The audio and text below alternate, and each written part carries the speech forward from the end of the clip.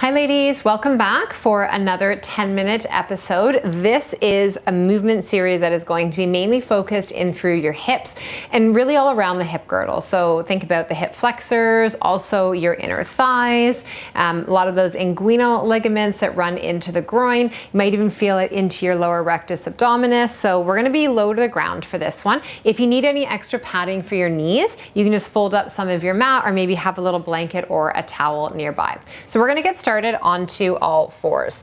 Spread your fingers nice and wide here. Take the knees a little bit wider than hip bone width as well. And we're gonna start with some hip circles. So I want you to think with your lower back how you would start to move into cat, where you're drawing that tail under in front of the belly up. And then I want you to start to circle the hips around. And if you're not familiar with doing this pattern of movement, it can take a little while for it to feel comfortable or to make sense, go the opposite direction. So start where you are, work with what you've got, what you understand, and we'll build it from there. Good, now come through center, find neutral. So neutral, draw the front of the ribs and the belly up. Think about pressing the base of the head up towards the ceiling. And then from here, take the top of the feet and press them down. So think like you're pressing the toenails firmly into the floor.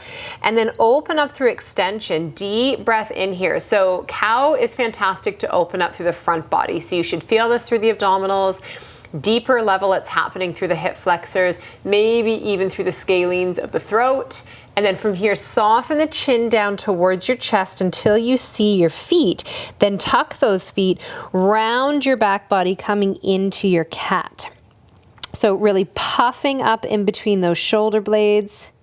And then again, top of the feet down, inhaling, opening up through cow. And exhaling through cat. Inhaling through cow. And exhaling through cat. Good, now bringing it through that neutral, walk both your hands a little bit more to the left, step your right foot forward here, okay? Now bring the fingertips back in. If you need to have a little assistance for your height, you could use a book here, your water bottle, or some blocks. This right foot is a little bit wider than right hip. Back foot right now is tucked. We're gonna untuck it, toes are gonna come here. We're gonna pull the hips and the bum back, and then we're gonna rock forward. Okay, I do this one often. I'd say probably every single time that I unroll my mat and I practice, probably, subconsciously, I don't even realize that I'm doing it in my classes because it feels so good to put the length in the front hamstring and then bring the length into the front of that back hip and thigh.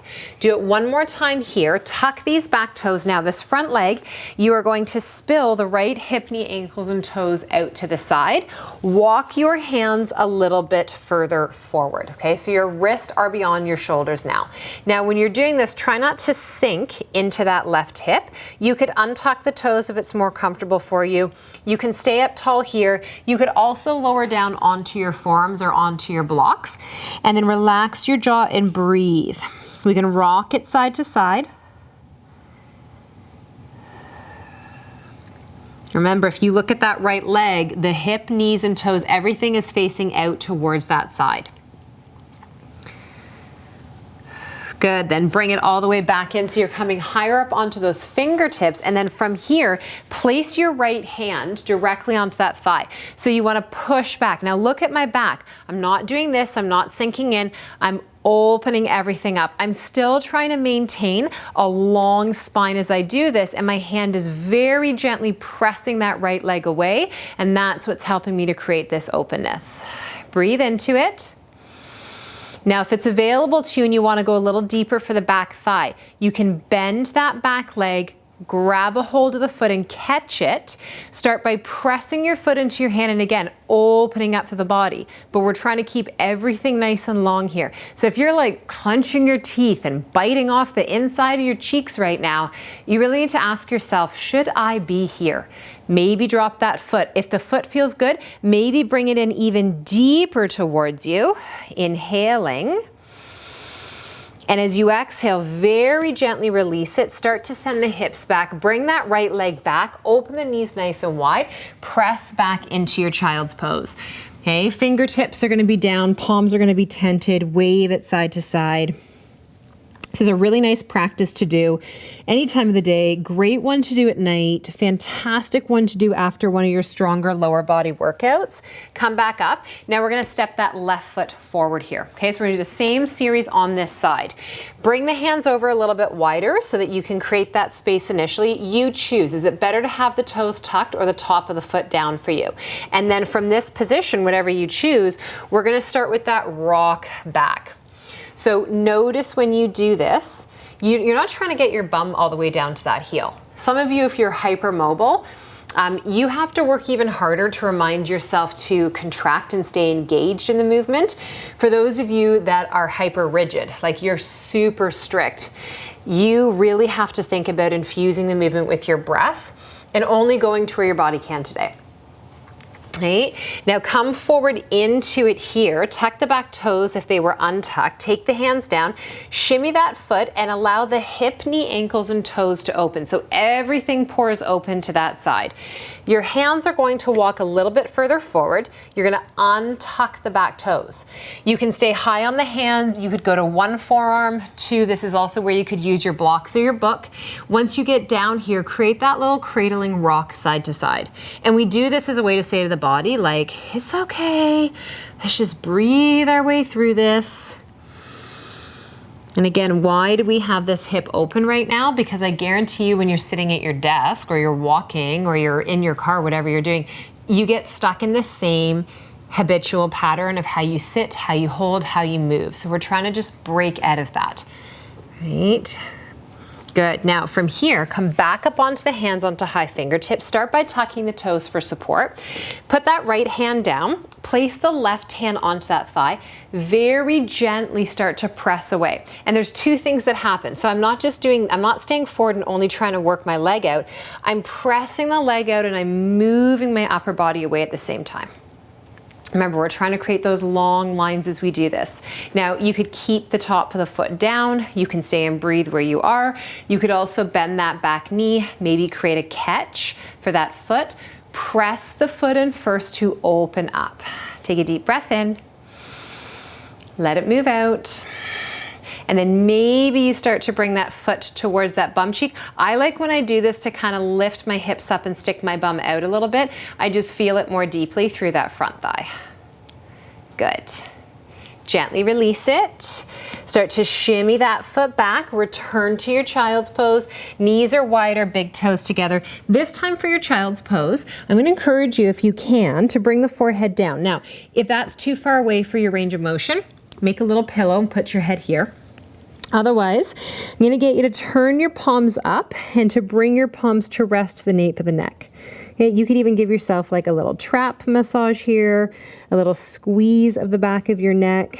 Then you're just going to rock your hips side to side. Big breath in and out. Good. Now ground those hands down, wave yourself up and meet me on your bum. One more little series that we're going to do here on either side. So I want you to bend your left knee and take that leg out in front of you, almost like you're doing a half cross-legged position. We're going to come into a cradling fire log pose. And then with this right leg, I want you to pick it up and you're either going to grab a hold of your foot, but you're not pulling it like this. We don't want to sickle the ankle. You're going to have it flexed, okay? And you're going to start with this knee. So everybody start in this position and we're just going to rock. Okay, rocking it back and forth. So this is really coming from the whole Ekapada family, which is pigeon in yoga. These are these fantastic openers and strengtheners, releasers for the external hip and the piriformis. Right, so rocking and rocking. Now as you're doing this, if you're like, okay, this feels good and you want to try to go a little deeper, hold it. Take the foot into the crook of the elbow. It still stays flexed. You're gonna guide this knee forward and you're gonna continue that rock and stay here. Okay, breathing through it. Good, good. So because these are quick flows that we're moving through, we don't spend a huge hunk of time here. So you have to kind of like make a mental note. Ooh, I need to come to this one often. I need to do this maybe every day or again later today. Good, breathe. Now, can you shimmy this leg in? Can you rest your top leg onto your bottom leg? Okay, and then kind of draw the bum down. Take a nice deep breath in. Exhale, take the fingertips behind you, lift your chest, let the weight of your body come forward, and then maybe you dance the hands around the front. You lower down.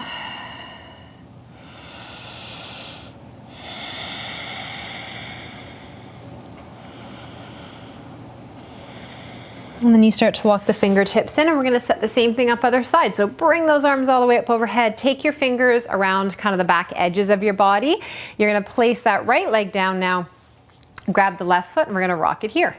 Okay? You'll always notice, I talk to you all about this all the time, the differences from one side to the other. You don't judge it. You just be an observer. Like, huh, interesting.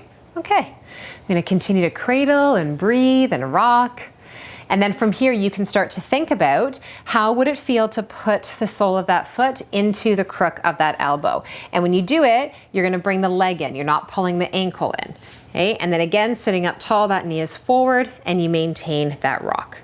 Okay, it has to make sense. Understand this.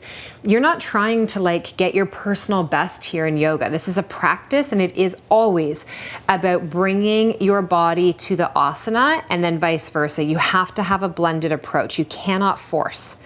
Breathe, breathe, breathe. Good, now you're gonna stop. You're gonna rest that leg on top, release it down. If it doesn't look like this, it's not meant to for you, okay? You just trust where it's at. Take a deep breath in, arms come up. This time you're gonna take the hands wide out to the side. So slide it on out. Let your upper body release. Some of you might be able to come to the forearms and just completely let your body drape forward. Don't worry about where yours ends up. Focus more on, are you breathing? Can you release something? Can you relax your teeth, your jaw?